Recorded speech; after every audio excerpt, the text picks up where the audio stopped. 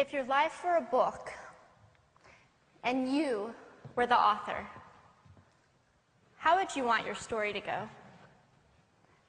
That's the question that changed my life forever. Growing up in the hot Las Vegas desert, all I wanted was to be free. I would daydream about traveling the world, living in a place where it snowed, and I would picture all of the stories that I would go on to tell. At the age of 19, the day after I graduated high school, I moved to a place where it snowed, and I became a massage therapist. With this job, all I needed were my hands and my massage table by my side, and I could go anywhere.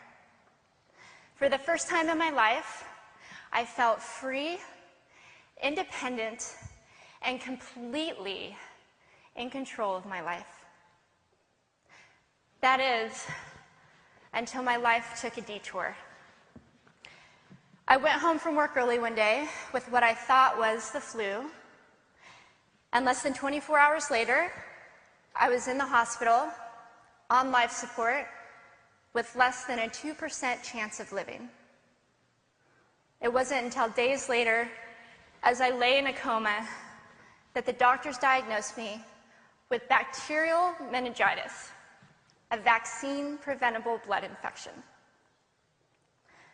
Over the course of 2.5 months, I lost my spleen, my kidneys, the hearing in my left ear, and both of my legs below the knee.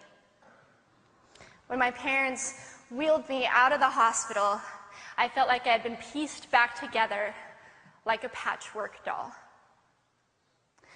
I thought the worst was over until weeks later when I saw my new legs for the first time. The calves were bulky blocks of metal with pipes bolted together for the ankles, and a yellow rubber foot with the raised rubber line from the toe to the ankle to look like a vein. I didn't know what to expect, but I wasn't expecting that. With my mom by my side and tears streaming down our faces, I strapped on these chunky legs and I stood up.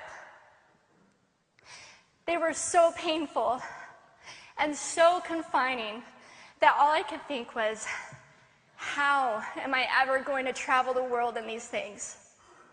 How was I ever going to live the life full of adventure and stories as I always wanted? And how was I going to snowboard again? That day, I went home, I crawled into bed, and this is what my life looked like for the next few months. Me passed out, escaping from reality, with my legs resting by my side. I was absolutely, physically, and emotionally broken. But I knew that in order to move forward, I had to let go of the old Amy and learn to embrace the new Amy.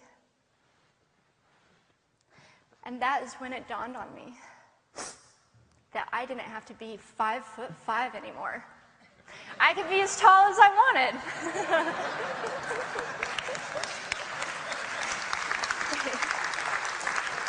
Or as short as I wanted, depending on who I was dating. And if I snowboarded again, my feet aren't going to get cold. And best of all, I thought, I can make my feet the size of all the shoes that are on the sales rack. And I did. So there were benefits here. It was this moment that I asked myself that life-defining question. If my life were a book and I were the author, how would I want this story to go? And I began to daydream. I daydreamed like I did as a little girl.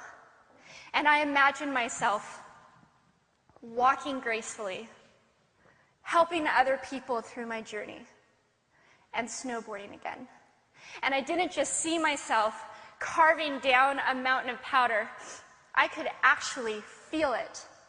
I could feel the wind against my face and the beat of my racing heart as if it were happening in that very moment. And that is when a new chapter in my life began.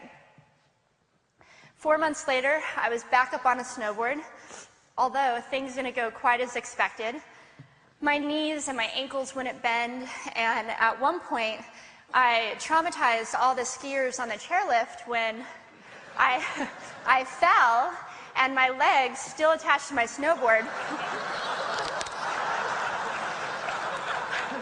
went flying down the mountain. And I was on top of the mountain still.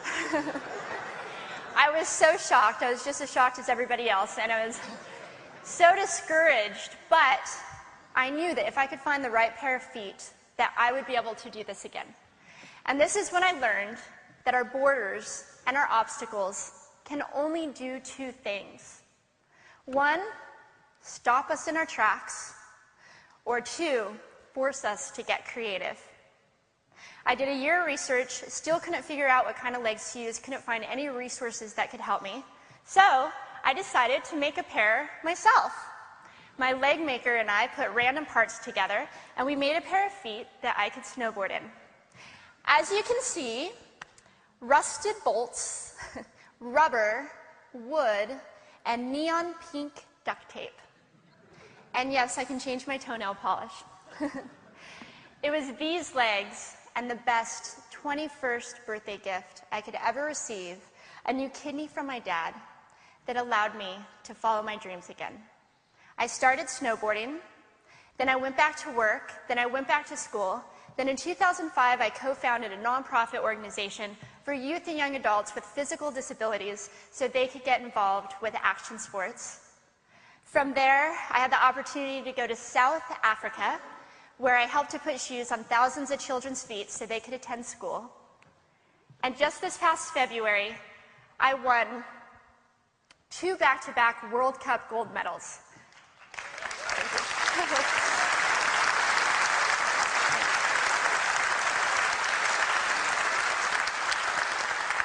Which made me the highest-ranked adaptive female snowboarder in the world. 11 years ago, when I lost my legs, I had no idea what to expect. But if you asked me today if I would ever want to change my situation, I would have to say no. Because my legs haven't disabled me. If anything, they've enabled me. They've forced me to rely on my imagination and to believe in the possibilities. And that's why I believe that our imaginations can be used as tools for breaking through borders. Because in our minds, we can do anything, and we can be anything. It's believing in those dreams and facing our fears head on that allows us to live our lives beyond our limits. And although today is about innovation without borders, I have to say that in my life, innovation has only been possible because of my borders. I've learned that borders are where the actual ends, but also where the imagination and the story begins.